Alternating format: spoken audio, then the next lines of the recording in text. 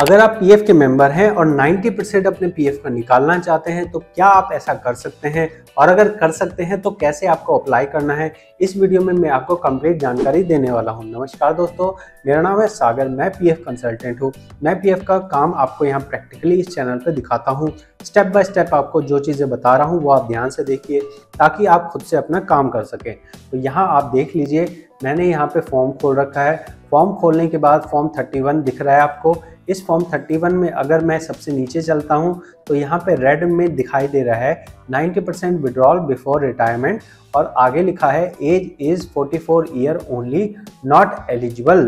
तो ये समझ लीजिए कि आपको ये जो 90% विड्रॉल वाली बात है ये आपके लिए तभी है जब आप कम से कम 54 साल के हो जाएं, उसके बाद ही आप ये 90% वाला फॉर्मूला इस्तेमाल कर सकते हैं।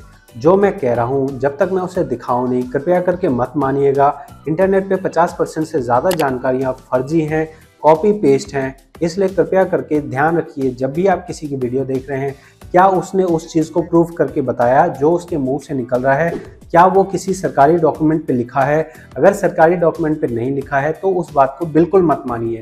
मैंने यहाँ आपको कहा कि 90% विड्रॉल वाला आप अभी नहीं निकाल सकते हैं, कम से कम 54 साल की एज होनी चाहिए। तो इसको प्रूव करने के लिए मेरे पास है पीएफ एडवांस रूल्स, जो एक ईपीएफओ का डॉक्यूमेंट है जहां लिखा गया है कि कब आप एडवांस निकाल सकते हैं, कितना एडवांस निकाल सकते हैं। तो इस 4 पेज के डॉक्यूमेंट के अंदर मैं यहाँ आपको सबसे लास्ट में ले चलता हूँ। सबसे लास्ट में यही वाला ऑप्शन नज़र आ रहा है आपको, जहाँ कहा जा रहा है कि आप रिटायरमेंट से पहले 1 साल पहले अपना एडवांस निकाल रहे हैं 90% amount in PF of member. ठीक है, यहाँ आपकी उम्र कम से कम होनी चाहिए 54 साल की, और आप 1 साल आपका रिटायरमेंट के लिए बचा हो। तो आपको सिंपल सा मैं यहाँ ये दिखा रहा हूँ कि ये आप कभी अप्लाई कर सकते हो जब पीएफ के अंदर जो आपकी डेट ऑफ बर्थ है, डेट ऑफ बर्थ के हिसाब से आपकी एज हो जाए 54 साल, और ये चीज़ तय हो कि आप 55 साल में रिटायर हो रहे हैं। नॉर्मली ये माना जाता है कि आप 55 साल में रिटायर हो ही रहे हैं। आप ऐसा हो सकता है कि 55 साल के बाद आप 56 साल, 58 साल, 60 साल तक नौकरी करते रहें या 70 साल तक नौकरी करते रहें। पीएफ के अंदर ऐसी कोई लिमिट नहीं है कि आप 60 साल के बाद या 55 साल के बाद नौकरी नहीं कर सकते हैं। नौकरी आप कर सकते हैं, बस ये है कि 55 साल के बाद आपका पेंशन डिपॉजिट नहीं होगा। बाकी आपके नौकरी करने के ऊपर कोई रोक नहीं होती है, इतनी चीज़ समझ लीजिएगा। नेक्स्ट पॉइंट मैं बता रहा हूँ कि यहाँ पे जो एज वाली बात है, आप यहाँ देख सकते हैं कि यहाँ पे इस ऑप्शन को रोक दिया गया है, मतलब इस ऑप्शन को आपको सिलेक्ट ही नहीं करने दिया जा रहा, क्योंकि ये माना गया है कि भाई अभी तो इनकी एज जो है 44 ईयर है। तो यहाँ पे रेड में लिखा हुआ है कि ये एज 44 ईयर है, इसलिए आप एलिजिबल नहीं हैं। तो जब आप एलिजिबल होंगे तभी ये आपको ऑप्शन सिलेक्ट करने के लिए देगा। फिलहाल यहाँ आप ये देख लीजिए कि अगर आप ये ऑप्शन सिलेक्ट करते हैं, अगर आपकी एज हो चुकी है 54 साल की, तो आप यहाँ पे निश्चित तौर पे निकाल सकते हैं। कितना अमाउंट निकाल सकते हैं ये चीज़ ध्यान से समझिएगा। ये चीज़ के लिए आपको मैं पीएफ की पासबुक पे ले चलता हूँ। आप पीएफ की पासबुक जब आप खोलेंगे तो आप यहाँ देख रहे हैं, आपके केस में ऐसा हो सकता है कि आपने एक कंपनी में काम किया हो या लाइफ टाइम में आपने कई सारी कंपनियों में काम किया हो। तो आपको इसका ध्यान रखना है कि आपको पुरानी सभी कंपनियों को ट्रांसफ़र कर लेना है सबसे लास्ट आईडी में। अगर आप सबसे लास्ट आईडी में ट्रांसफ़र कर लेंगे, उसके बाद ही आपको ये वाला ऑप्शन सिलेक्ट करना है। जब आप ये वाला ऑप्शन सिलेक्ट करेंगे तो वहाँ पे लिखा है कि जो भी आपका बैलेंस होगा उसका 90% आप निकाल सकते हैं। तो निश्चित तौर पे जो यहाँ आपको टोटल बैलेंस नज़र आ रहा है, ये जो मैंने आपको ऊपर तोड़ के दिखाया है ये तो कंपनी के हिसाब से है, लेकिन अगर टोटल बैलेंस देख लिया जाए जो सभी कंपनियों में मिला के है, तो वो यहाँ पे एक एग्जांपल के लिए दिखा रहा हूँ। ये अमाउंट नज़र आ रहा है, आपके केस में हो सकता है 5 लाख हो, 10 लाख हो, 20 लाख हो, कितना भी अमाउंट हो सकता है। वो आपकी सर्विस और आपकी सैलरी के ऊपर डिपेंड करता है। तो जितना भी यहाँ आपको अमाउंट नज़र आ रहा है, आपको पूरा का पूरा अमाउंट भर देना है और उसका जो 90% बनता होगा वो आपको मिल जाएगा। जो मैं यहाँ कह रहा हूँ ये निश्चित तौर पे मैंने खुद से किया हुआ है, ना केवल मैं आपको राइटिंग में प्रूफ दिखा रहा हूँ, बल्कि ये चीज़ें मैंने खुद से भी प्रैक्टिकली की हुई हैं। तो आप इस चीज़ को मान सकते हैं।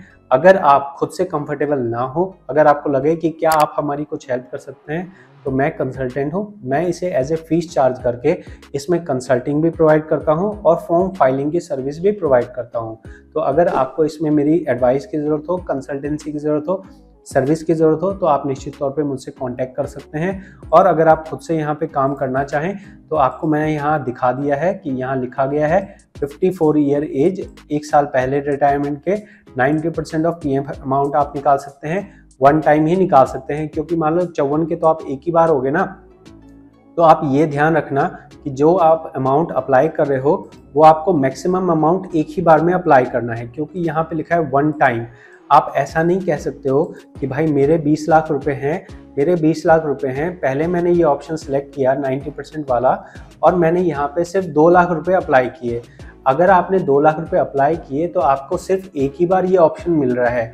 फिर आप ये नहीं कह सकते कि ये तो मैं ट्राई कर रहा था, अब तो मैं वापस से अप्लाई करूंगा 90% वाला और इस बार मैं 15 लाख निकालूंगा। ना ना ना, ऐसा नहीं होगा।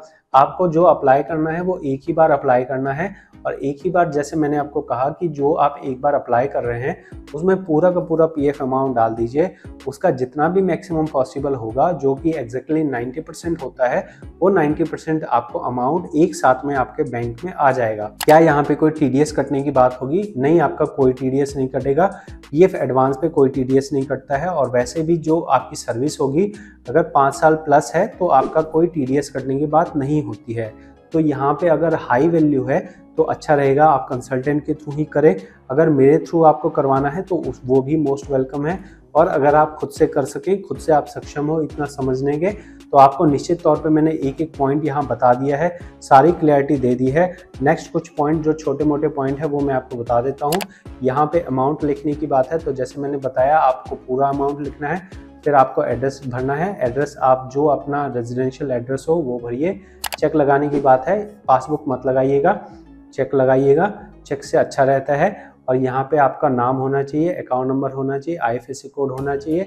आप चाहें तो यहाँ कैंसिल लिख सकते हैं, चाहे तो खाली छोड़ सकते हैं। साइन करने की बिल्कुल कोई ज़रूरत नहीं है, ईपीएफओ का नाम लिखने की कोई ज़रूरत नहीं है। आप ब्लैंक चेक दे सकते हैं विदाउट सिग्नेचर, उसकी कोई इंपॉर्टेंस नहीं है। और यहाँ पे जो चेक दिया जाता है वो सिर्फ इसलिए होता है ताकि आपका अकाउंट नंबर, आपका नेम, आपका आईएफएससी कोड जो आपके पीएफ रिकॉर्ड में आ रहा है उसको चेक से वेरीफाई किया जा सके, ठीक है। और उसके बाद नीचे चल के यहाँ पे ओके करके, आई एग्री करके, यहाँ ओटीपी के थ्रू आपका फॉर्म सबमिट हो जाता है।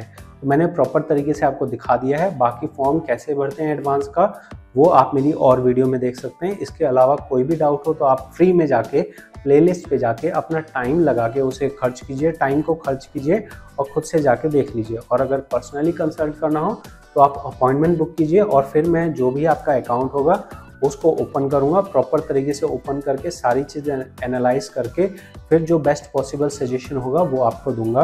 और साथ में ही अगर आप पीएफ ईएसआई कंसल्टेंट बनना चाहें तो मैं एजुकेशन के तौर पे यहाँ पे कोर्स भी देता हूँ, जहाँ आप ये सारी चीज़ें जो पीएफ के बारे में है या ईएसआई के बारे में है वो प्रॉपर तरीके से विद एग्जाम्पल सीखते हैं। मिलते हैं आपसे अगली वीडियो में। बहुत बहुत धन्यवाद।